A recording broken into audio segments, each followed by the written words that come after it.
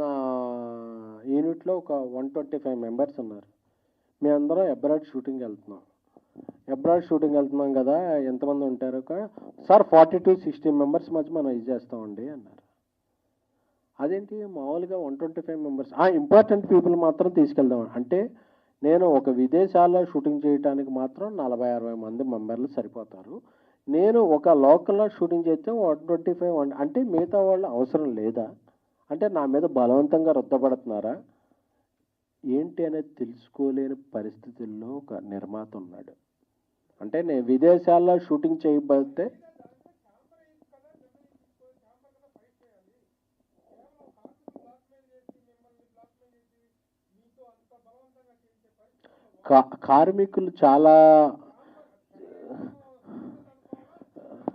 కార్మికులు చాలా నిబద్ధతతో వాళ్ళకి వచ్చేదాంతో వాళ్ళు ఇది ఉన్నారండి. కార్మికుల సంఘాల అధ్యక్షులు వాళ్ళు ఎవరైతే కేసుల్లోనూ వాటిలోనూ ఉంటారు కదా సార్, వాళ్ళు ఈ ప్రొడ్యూసర్ కౌన్సిల్ మీద వాటి మీద చేస్తున్న రోబాబు మాకు తెలియని జాబు ఇది.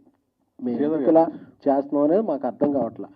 ఎందుకంటే ఈరోజు రేపటి నుంచి షూటింగ్లు అయిపోతాయి మండే నుంచి అనుకుని నిజంగా ఒక డైలీ లేబర్ వైబర్ ఎంతమంది ఉన్నాం అనుకుని చెప్పి ఒక ప్రైజ్ని పెంచి పాప నిజంగా కష్టపడే వాళ్ళు కదా అని చెప్పాం.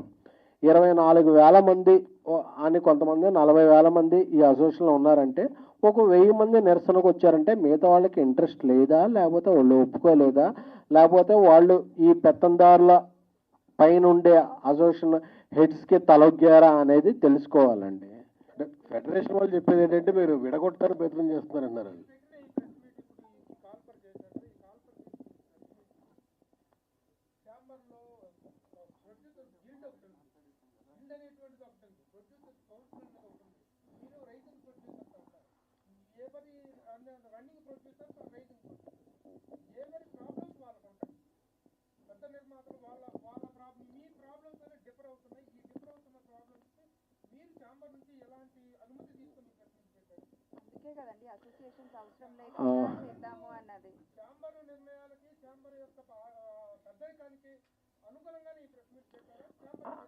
నేను వేజెస్ ఇంక్రీజ్మెంట్ అని ఒక యూట్యూబ్లో సెర్చ్ కొడితే ఒక 30 వీడియోస్ కార్మికులు వచ్చినాయండి. ప్రొడ్యూసర్సే ఒక 2-3 వచ్చినాయి. నిర్మాతల యొక్క వాళ్ళ గళం కానీ వాళ్ళ స్వగతం కానీ వాళ్ళ వాయిస్ కానీ వెళ్ళట్లేదు.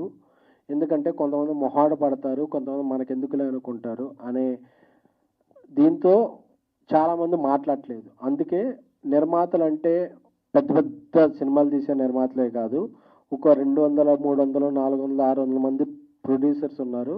మాది కూడా వాయిసే, మాకు కూడా ఛాయిస్ ఉండాలనే చెప్పే దీంతో అందరినీ పిలిచామే తప్ప మేము ఇది వర్కర్స్కి అగైనెస్ట్ గానో లేకపోతే వేరే ఎవరితోనో అగైనెస్ట్ గానో పెట్టలేదండి.